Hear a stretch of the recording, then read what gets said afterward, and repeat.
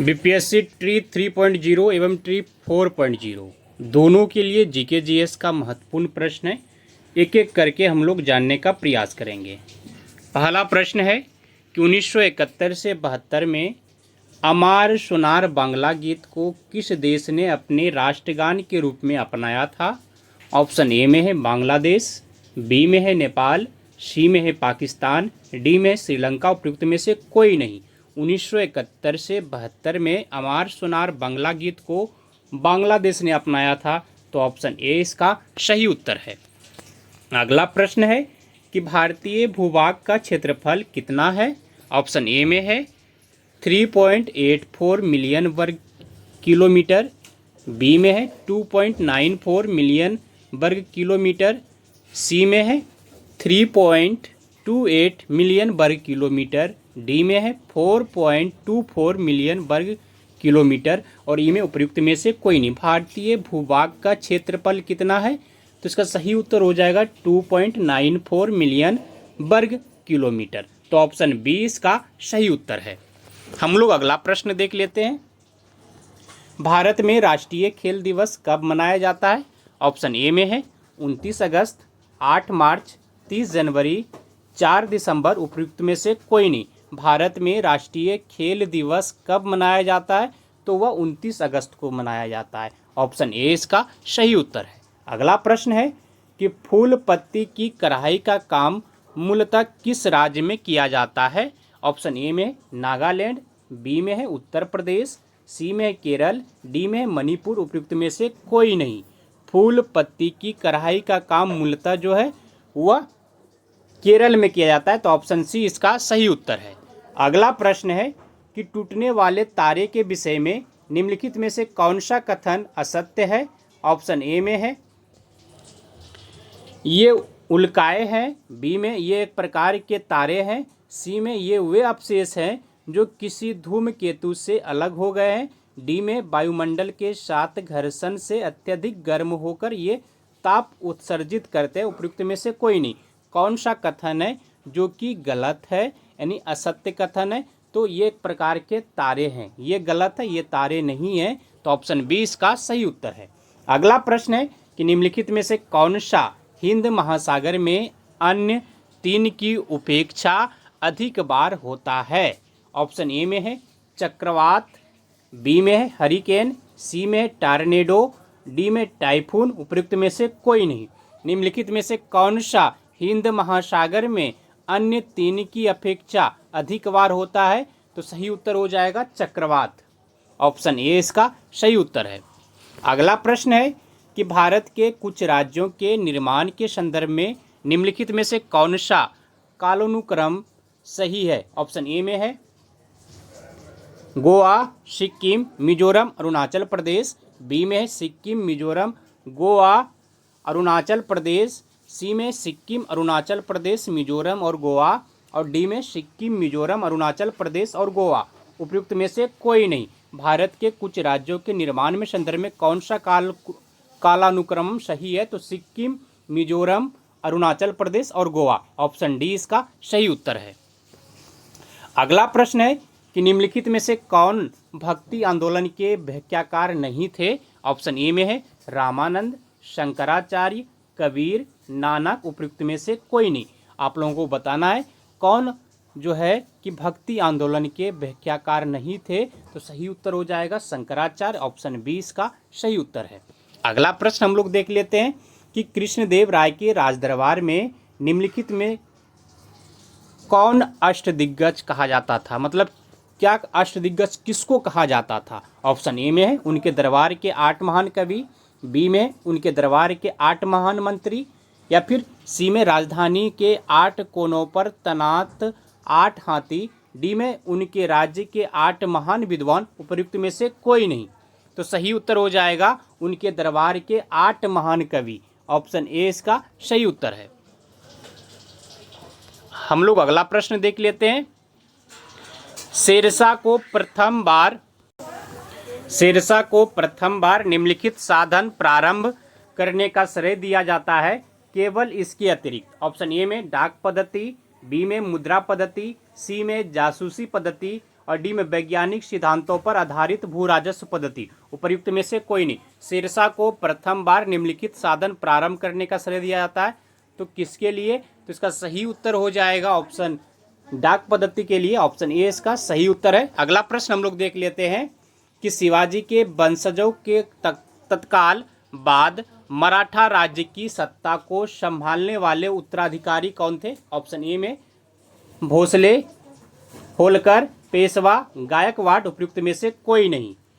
तो इसका सही उत्तर हो जाएगा ऑप्शन सी, पेशवा था, तो ऑप्शन सी इसका उत्तर सही हो जाएगा। अगला प्रश्न है कि राष्ट्रध्वज के डिजाइन को भारतीय संविधान सभा ने निम्नलिखित वर्ष में अंगीकार किया था। ऑप्शन ए में जुलाई 1948, बी में जुलाई 1947, सी में अगस्त 1947, डी में दिसंबर 1946। उपयुक्त में से कोई नहीं। राष्ट्रध्वज के डिजाइन को भारतीय संविधान सभा ने निम्नलिखित वर्ष में अंगीकार किया था, तो इसका सही उत्तर हो जाएगा ऑप्शन बी, जुलाई 1947 में। तो ऑप्शन बी इसका सही उत्तर है। अगला प्रश्न है कि मौलिक अधिकारों के उल्लंघन का कोई भी विवाद प्रस्तुत किया जा सकता है, कहाँ पर? तो केवल सर्वोच्च न्यायालय में, बी में है केवल उच्च न्यायालय में, सी में सर्वोच्च था अथवा उच्च न्यायालय में, और डी में पहले उच्च न्यायालय में फिर सर्वोच्च न्यायालय में। उपयुक्त में से कोई नहीं। मौलिक अधिकार के उल्लंघन का कोई भी विवाद प्रस्तुत किया जा सकता है, कहाँ पर? तो इसका सही उत्तर हो जाएगा सर्वोच्च न्यायालय अथवा उच्च न्यायालय, किसी में भी। तो ऑप्शन सी इसका सही उत्तर है। अगला प्रश्न है कि भारत एवं पाकिस्तान का विभाजन किस योजना के तहत हुआ था? ऑप्शन ए में माउंटबेटन योजना, बी में है चेम्सफोर्ड योजना, सी में है क्रिप्स योजना, डी में बेबेल योजना। उपयुक्त में से कोई नहीं। तो इसका सही उत्तर हो जाएगा भारत एवं पाकिस्तान का जो विभाजन हुआ था वह माउंटबेटन योजना के तहत हुआ था, तो ऑप्शन ए इसका सही उत्तर है। अगला प्रश्न है कि विषुवत रेखा की अपेक्षा ध्रुवों पर पिंड का भार अधिक होता है, क्योंकि ध्रुवों पर पृथ्वी की घूर्णन गति अधिकतम है, बी में है विषुवत रेखा पर पृथ्वी की घूर्णन गति अधिकतम है, ध्रुवों पर हीमटोप के कारण आकर्षण बल अधिक होता है। उपयुक्त में से कोई भी पूर्ण स्पष्टीकरण नहीं है, तो ऑप्शन डी जो है ये सही उत्तर है इसका। हम लोग अगला प्रश्न देख लेते हैं कि एक गोल पीपे को खींचकर ले जाने की अपेक्षा लुढ़काना सुगम होता है, क्योंकि इन में है खींचने पर पीपे का संपूर्ण भार कार्यरत होता है, बी में सर्पी घर्षण की तुलना में लोटनिक घर्षण कम होता है, सी में खींचते समय पीपे की सतह का अधिक क्षेत्रफल सड़क के संपर्क में आता है, और डी में उपयुक्त के अलावा कई अन्य कारण है, या फिर उपयुक्त में से कोई नहीं। तो सही उत्तर हो जाएगा ऑप्शन बी, सर्पी घर्षण की तुलना में लोटनिक घर्षण कम होता है, तो ऑप्शन बी इसका सही उत्तर है।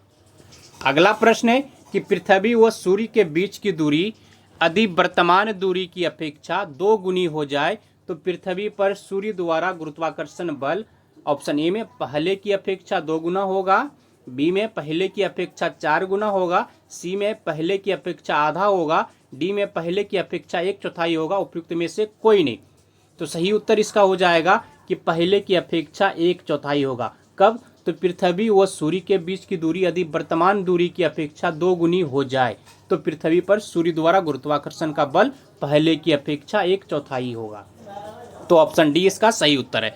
अगला प्रश्न है कि अत्यधिक ऊंचाई पर उड़ रहे विमान वायुयान के अंदर दाब बाह्य दाब के समान ही होता है, बी में वायु पंपों की सहायता से समान दाब बनाए रखा जाता है, और सी में बाहर की अपेक्षा कम दाब होता है, डी में सामान्य आर्द्रता और आंशिक निर्वात बनाए रखा जाता है। उपयुक्त में से कोई नहीं। तो सही इसका उत्तर हो जाएगा ऑप्शन बी, वायु पंपों की सहायता से समान दाब बनाए रखा जाता है, तो ऑप्शन बी इसका सही उत्तर है।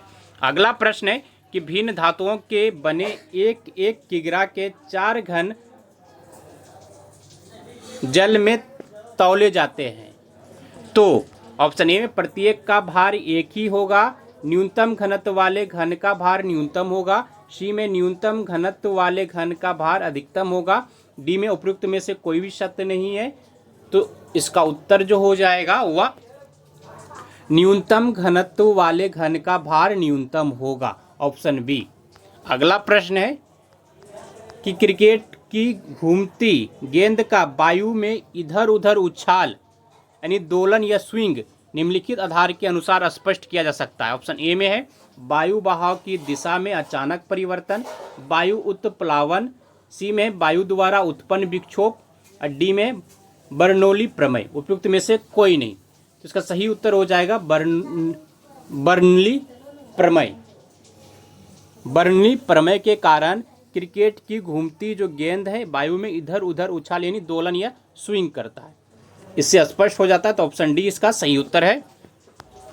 अगला प्रश्न है क्या होता है जब जल को 8 डिग्री सेंटीग्रेड से 0 डिग्री सेंटीग्रेड तक किया जाता है। ऑप्शन ए में जल का आयतन समान रूप से कम होकर 0 डिग्री तक ठंडा हो जाता है। बी में है जल का घनत्व समान रूप से बढ़कर 0 डिग्री सेंटीग्रेड पर अधिकतम हो जाता है। सी में जल का आयतन 4 डिग्री सेंटीग्रेड तक कम होता है और तब बढ़ता है। और डी में जल का घनत्व 4 डिग्री सेंटीग्रेड तक कम होता है और तब बढ़ता। उपयुक्त में से कोई नहीं। तो इसका सही उत्तर हो जाएगा ऑप्शन सी कि जल का घनत्व 4 डिग्री सेंटीग्रेड तक कम होता है और तब बढ़ता है। तो ऑप्शन सी इसका सही उत्तर है।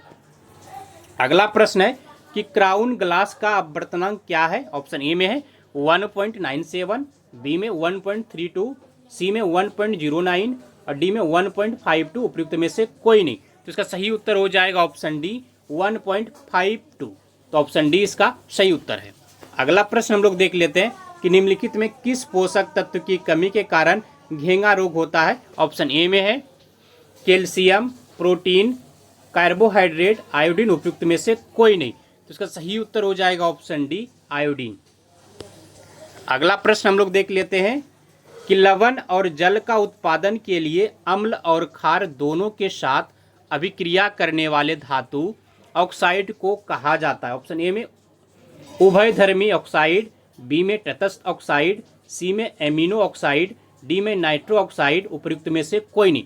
लवण और जल का उत्पादन के लिए अम्ल और क्षार दोनों के साथ अभिक्रिया करने वाले धातु ऑक्साइड को कहा जाता है। तो इसका सही उत्तर हो जाएगा option D nitro oxide. Option D इसका सही उत्तर है। अगला प्रश्न है कि नाभिकीय विखंडन अभिक्रिया को नियंत्रित करने के लिए किसका उपयोग किया जाता है। ऑप्शन ए में है नियंत्रक क्षय का, बी में विकिरण सुरक्षा का, विमंदक क्षय का, शीतलक का। उपयुक्त में से कोई नहीं। तो सही उत्तर इसका हो जाएगा ऑप्शन सी विमंदक क्षय का। ऑप्शन सी इसका सही उत्तर है। अगला प्रश्न है कि मेढक में दांत होते हैं। ऑप्शन ए में है होमोडोंट, बी में थिकोडोंट, सी में हेटेरोडोंट और उपयुक्त में से कोई नहीं। तो सही इसका उत्तर हो जाएगा होमोडोंट। Option A. अगला प्रश्न है स्टार्च से क्या संबंधित है। ऑप्शन ए में है ग्लूकोज, फ्रक्टोज, सुक्रोज, गैलेक्टोज। उपयुक्त में से कोई नहीं। तो इसका सही उत्तर हो जाएगा ऑप्शन ए ग्लूकोज। अगला प्रश्न है कि पेप्सिन होता है। ऑप्शन ए में है हार्मोन, एंजाइम, विटामिन, पोषक तत्व। तो इसका सही उत्तर हो जाएगा एंजाइम है पेप्सिन। ऑप्शन बी इसका सही उत्तर है। अगला प्रश्न है कि डीएनए में होते हैं। ऑप्शन ए में है amino acid, peptones, peptides, nucleotides. उपयुक्त में से कोई नहीं। डीएनए में होते हैं तो न्यूक्लियोटाइड्स। तो ऑप्शन डी इसका सही उत्तर है। अगला प्रश्न है कि हिंदुस्तान रिपब्लिक एसोसिएशन यानी HRA का नाम 1928 में बदलकर HSRA कर दिया गया। इसमें एस अक्षर का पूर्ण रूप क्या है। ऑप्शन ए में सोशलिस्ट, सेक्युलर, साइंटिफिक, सॉवरेन। उपयुक्त में से कोई नहीं। तो इसका सही उत्तर हो जाएगा सोशलिस्ट है। ऑप्शन ए इसका सही उत्तर है। अगला प्रश्न हम लोग देख लेते हैं कि दो जल निकास घाटियों को अलग करने वाले उभरे हुए भाग को कहा जाता है। ऑप्शन ए में flood plain, water divide, drainage basin, drainage pattern. उपयुक्त में से कोई नहीं। तो सही उत्तर हो जाएगा वाटर डिवाइड। ऑप्शन बी इसका सही उत्तर है। अगला प्रश्न हम लोग देख लेते हैं कि किसका उपनाम लोकहितवादी था। ऑप्शन ए में बाल गंगाधर तिलक, सूर्यसेन, गोपाल हरि देशमुख, राम मोहन राय। उपयुक्त में से कोई नहीं। तो किसका तो गोपाल हरि देशमुख को लोकहितवादी के नाम से भी जाना जाता है। तो ऑप्शन सी इसका सही उत्तर है। अगला प्रश्न है कि संविधान के किस धारा में सर्वोच्च न्यायालय के न्यायाधीश पर महाभियोग का प्रावधान है? ऑप्शन ए में धारा 86, बी में है धारा 124, सी में धारा 121 नहीं धारा 111 है और फिर डी में धारा 311 है। उपयुक्त में से कोई नहीं, तो किसके तहत? इसका सही उत्तर हो जाएगा धारा 124 के तहत सर्वोच्च न्यायालय के न्यायाधीश पर महाभियोग लगाया जाता है। तो ऑप्शन बी इसका सही उत्तर है। अगला प्रश्न है कि पोमोलॉजी के अध्ययन किया जाता है। ऑप्शन ए में पुष्पों का, घास का, परागकणों का, फलों का। उपयुक्त में से कोई नहीं, पोमोलॉजी में अध्ययन किया जाता है। इसका सही उत्तर हो जाएगा ऑप्शन डी, फलों का। अगला प्रश्न है कि निम्नलिखित में से कौन सा मानव में पुरुष प्रजनन प्रणाली का हिस्सा नहीं है? ऑप्शन ए में अंडकोश, शुक्रवाहिका, वृषण, अंडाशय यानी ओवरी। उपयुक्त में से कोई नहीं, तो इसका सही उत्तर हो जाएगा ऑप्शन डी, अंडाशय। निम्नलिखित में से कौन सा मानव पुरुष प्रजनन प्रणाली का हिस्सा नहीं है? तो अंडाशय नहीं है यानी ओवरी नहीं है। बाकी अंडकोश है, शुक्रवाहिका है, वृषण है, ये तीनों पुरुष प्रजनन प्रणाली का हिस्सा है। तो ऑप्शन डी इसका सही हो जाएगा। अगला प्रश्न हम लोग देख लेते हैं कि शुष्क या रेतीली भूमि पर उगने वाले पौधे को क्या कहते हैं? ऑप्शन ए में जीरोफाइट, मेसोफाइट, हाइड्रोफाइट, हाइग्रोफाइट। उपयुक्त में से कोई नहीं, तो इसका सही उत्तर हो जाएगा शुष्क या रेतीली भूमि पर उगने वाले जो पौधा है उसे जीरोफाइट कहते हैं। तो ऑप्शन ए इसका सही उत्तर है। अगला प्रश्न है कि सत्य शोधक समाज की स्थापना किसने की थी? ऑप्शन ए में गोपाल कृष्ण गोखले, ज्योतिबा फूले, महादेव गोविंद रानाडे, गोपाल हरि देशमुख। उपयुक्त में से कोई नहीं, सत्य शोधक समाज की स्थापना ज्योतिबा फूले ने की। तो ऑप्शन बी इसका सही उत्तर हो जाएगा। हम लोग अगला प्रश्न देख लेते हैं कि मोहम्मद बिन तुगलक द्वारा अपनाया गया सांकेतिक मुद्रा किस धातु का बना था? ऑप्शन ए में है कांसा, पीतल और तांबा, लोहा, चांदी। उपयुक्त में से कोई नहीं, तो पीतल और तांबा का बना हुआ था। तो ऑप्शन बी इसका सही उत्तर है। अगला प्रश्न है कि 21वीं सदी का सिल्क रूट जो है किसको कहा जाता था? ऑप्शन ए में भारत और पाकिस्तान के बीच रेल कड़ी को, बी में भारत और बांग्लादेश के बीच समुद्री कड़ी को, सी में ईरान और मध्य एशिया के बीच रेल कड़ी को, डी में भारत और नेपाल के बीच रेल कड़ी को। उपयुक्त में से कोई नहीं, 21वीं सदी का सिल्क रूट जो है भारत और बांग्लादेश के बीच समुद्री कड़ी को कहा जाता था। ऑप्शन बी इसका सही उत्तर है। धन्यवाद आप सभी को। जय हिंद। मिलते हैं अगले दिन फिर कुछ महत्वपूर्ण जीके जीएस के प्रश्नों के साथ। वीडियो अच्छा लगे तो लाइक कर दिया कीजिए।